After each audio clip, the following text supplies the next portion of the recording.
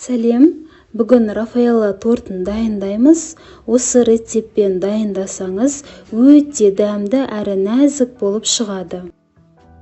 Ең бірінші, құрғақ ыдысқа жұмыртқамызды салып, ағарғанша жоғарғы жылдамдықта миксерлейміз. Ағарғаннан кейін дәл осылай қантымызды 2-3 бөліктен салып отырып миксерлейміз. Ерітілген сары майымызды құямыз. Ұн мен қопсытқышымызды екеуін алдын ала араластырып аламыз. Содан кейін барып тестамызға жаймендеп отырып салып миксерлейміз. Мендегі кальцоның диаметрі 20. Енді осыған барлық тестамызды құйып, қызып тұрған 160-170 градустағы печкада 30 минуттай пісіріп аламыз. Бисквиттің беті 10-15 минутта қызарып жатса, онда арасы піспей қалуы мүмкін.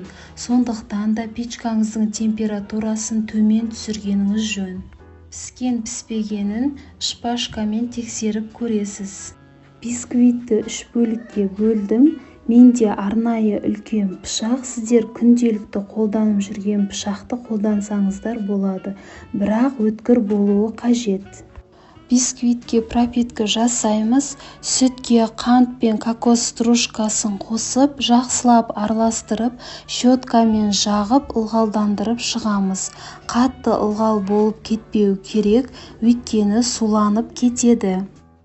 Кремін дайындаймыз. Сливкиге қант ұнтағын салып миксерлейміз.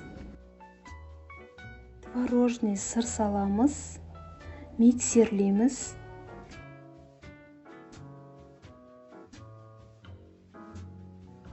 Сгущенка мен кокос стружкасын салып, қоюланғанша миксерлейміз.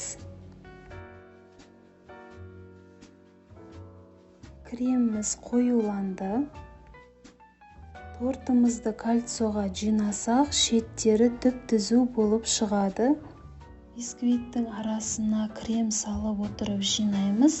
Кремнен кейін осындай жаңғақты үгетіп арасына салсаңыздар, өте дәмді болып шығады.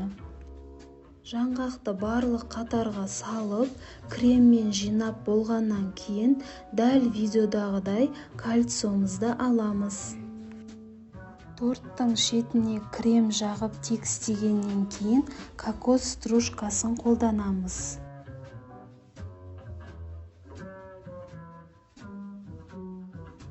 Тортымыз дайын болды. Бетін өз қалауларыңызша қойсаңыздар болады. Мен Рафаэлла конфеттерін қойдым.